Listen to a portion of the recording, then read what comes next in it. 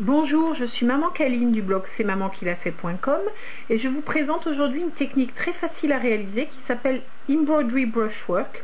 C'est une technique américaine, tout simplement la broderie au pinceau. Il vous faut du glaçage royal dans une poche à douille avec un embout rond. Ici, j'ai pris l'embout rond et lisse numéro 4 de Wilton et un pinceau. Et il vous faudra de l'eau que vous aurez fait bouillir pour des régions d'hygiène. Voilà, alors je vais vous montrer comment faire. Vous m'excuserez si la caméra bouge, c'est que je suis toute seule pour filmer et pour faire en même temps. Vous êtes prêts? On y va.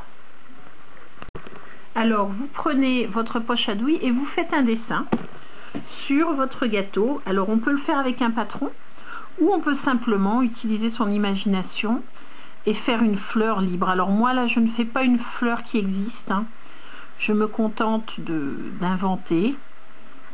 Je veux un gâteau assez féminin, c'est pour les 7 ans de ma fille, donc elle veut des fleurs, elle veut un gâteau de grande, mais en même temps je veux que ça reste mignon.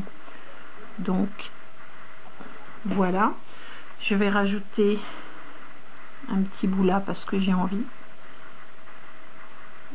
Voilà, vous avez fait votre fleur à la main, libre, ou alors vous avez utilisé un petit patron. Ensuite je vais mouiller mon pinceau un petit peu avec de l'eau et vous allez avoir à disposition un torchon bien propre que vous allez mettre sur vos genoux, travailler assis et élever votre gâteau. Moi je l'ai posé sur un gros moule à gâteau retourné et ensuite c'est très simple, vous essuyez le pinceau et vous vous contentez de ramener le glaçage vers l'intérieur comme ceci et voilà. Alors, vous avez le choix. Ici, je peux très bien décider de ramener ce morceau de glaçage vers l'intérieur aussi ou de le laisser comme ça. Moi, je vais le laisser pour cette fois. Ça dépend des pétales. Je les fais tous différemment. Là, vous ne voyez plus le pinceau, c'est que je suis en train de l'essuyer sur mon torchon pour enlever le glaçage qui y a collé. Et je continue. Alors, si vous voulez faire des lignes qui vont plus vers le centre, il suffit de repasser une deuxième fois en ramenant un peu plus du glaçage du bord.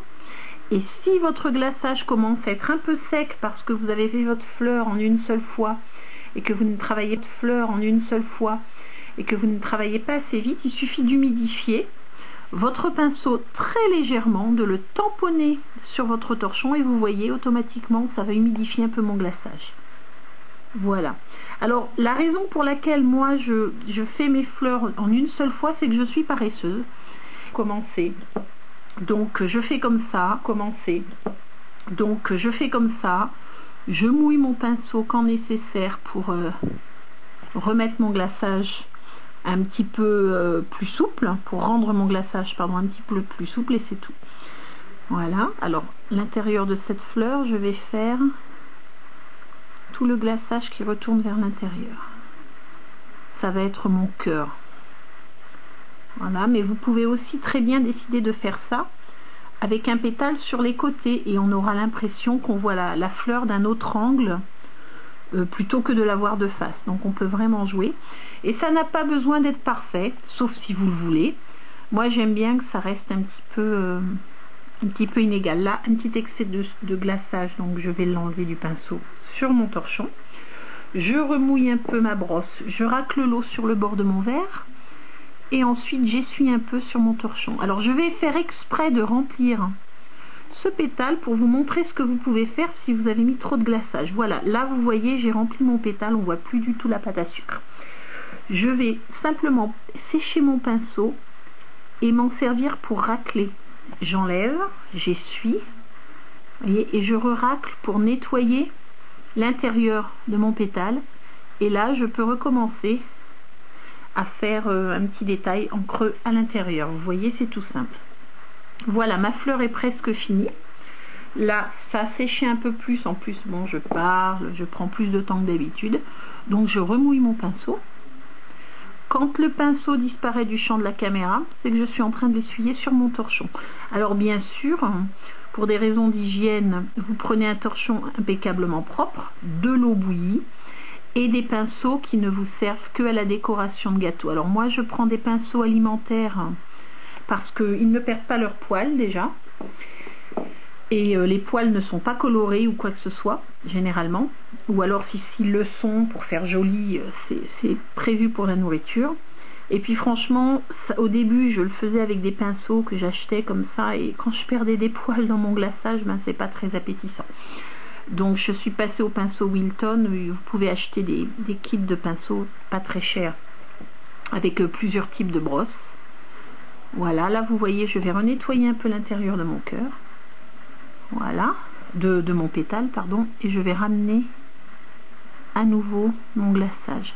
Alors cette technique, un brush embroidery, c'est quelque chose de très simple à faire, et ce qui est génial, c'est que vous n'avez pas besoin d'être précis. Alors je vais bouger la caméra, mais regardez. Vous voyez ? Toutes ces fleurs sont différentes.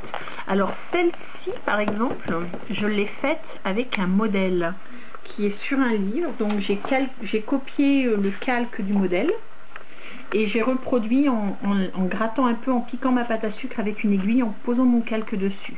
Et en fait, ça prend beaucoup d'efforts et beaucoup de temps, et je me suis rendu compte qu'on est facile et qu'on obtient des fleurs tout un peu différentes. Alors bien sûr, si vous voulez toutes des fleurs identiques, vous faites avec le papier calque.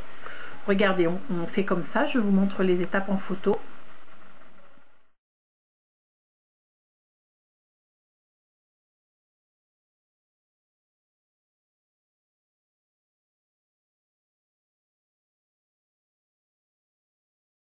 Voilà, ça c'était les étapes en photo pour le papier calque. Et sinon, eh bien, regardez un petit peu les étapes en photo pour les broderies que je viens de vous montrer au pinceau.